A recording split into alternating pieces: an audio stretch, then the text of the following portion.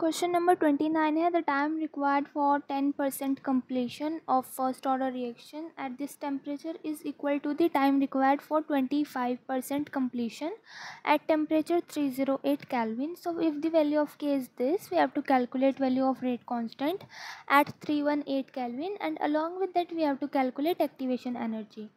So first order reaction के लिए expression लिख लेते हैं. गिवन है कि ये फर्स्ट ऑर्डर रिएक्शन है तो एक्सप्रेशन लिखते हैं अपना.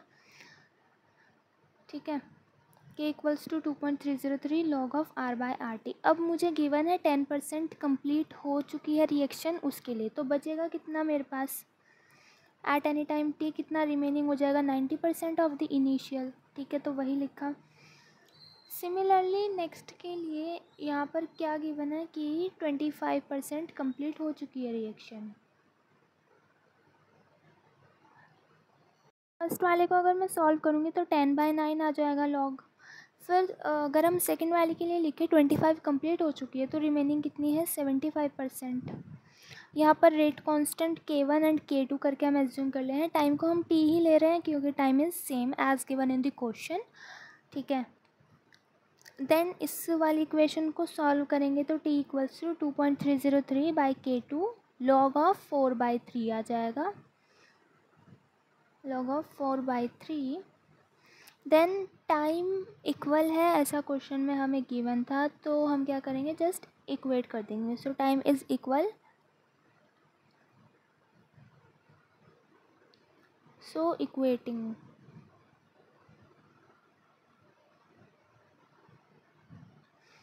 2.303 by K1 log of 10/9. This is the first equation. Then second equation is 2.303 by K2 log of 4/10. अब जो 2.303 है ये दोनों साइड कैंसिल हो जाएगा, कांस्टेंट है. ठीक है, तो फिर इक्वेशन आएगी K2 by K1 equals to log of 4/3 and log of 10/9. Then log of 4/3 is log 1.33. 10/9 is 1.11. ठीक है, ये सॉल्व करेंगे. लॉग की वैल्यू गिवन होगी 2.733 वैल्यू आ जाएगी. सो ये क्या है K2 by K1 के रेशो उनका. अब हमारे पास एक फॉर्मूला आता है दैट इज़ की log of K2 by K1 equals to EA by 2.303 R. Temperature के लिए एक्सप्रेशन होता है, फिर यहाँ पे T2 minus T1 into divide में आ जाएगा इनका मल्टीप्लिकेशन. ये एरिनियस इक्वेशन से डराइव करके आता है. ठीक है, so log of K2 by K1 का जो वैल्यू है वो 2.733 डाली हमने. देन फर्दर कंटिन्यू किया. अब टेम्परेचर T1 एंड T2 दोनों की वैल्यू गिवन थी. सो जो सेकंड टेम्परेचर था 308, जो फर्स्ट था वो था 298 केल्विन. याद रखना टेम्परेचर केल्विन में होता है यहाँ पे.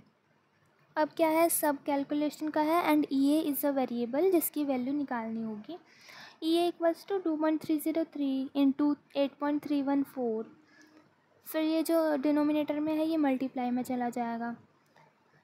फिर 10 एंड ये लॉग की वैल्यू जब हम करेंगे ये आएगा 0.4367 के इक्वल. ठीक है, तो इसको सॉल्व करेंगे वैल्यू आ जाएगी 76.75 किलो जूल पर मोल के इक्वल. सो ये है एक्टिवेशन एनर्जी इसकी.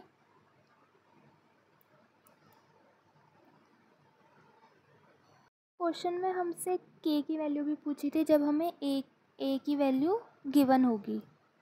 ये एरिनियस इक्वेशन लिखते हैं. फिर दोनों साइड हम लॉग ले लेंगे. ln of K equals to ln of A minus EA by RT.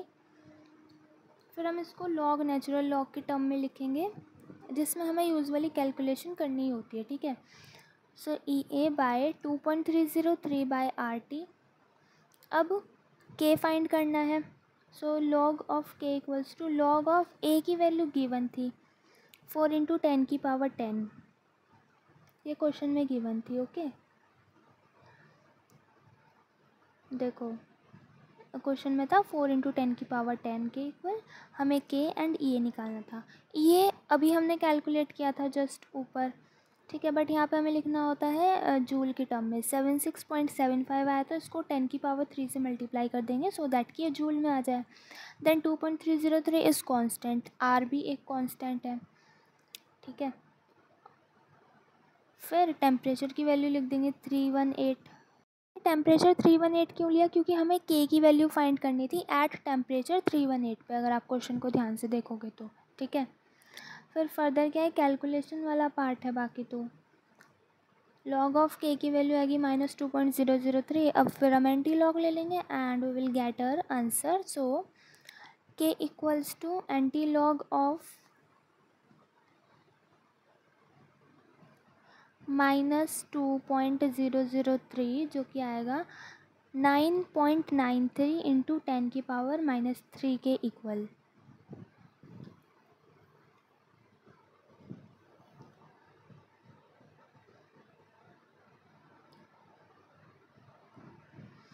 And this is the solution for question number 29.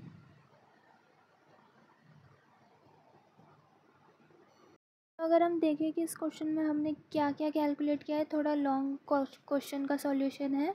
के की वैल्यू कैलकुलेट की है, के इज़ रेट कांस्टेंट, ठीक है। फिर हमने कैलकुलेट किया है ऊपर वाले पार्ट्स में एक्टिवेशन एनर्जी, ठीक है, एक्टिवेशन एनर्जी किलो जूल की टर्म में। फिर अभी हमने ऊपर कैलकुलेट किया था K2/K1 का जो रेशो है वो। तो बेसिकली इस क्वेश्चन में हमने 2-3 कैलकुलेशन कर ली है, ठीक है। So thank you for watching the video.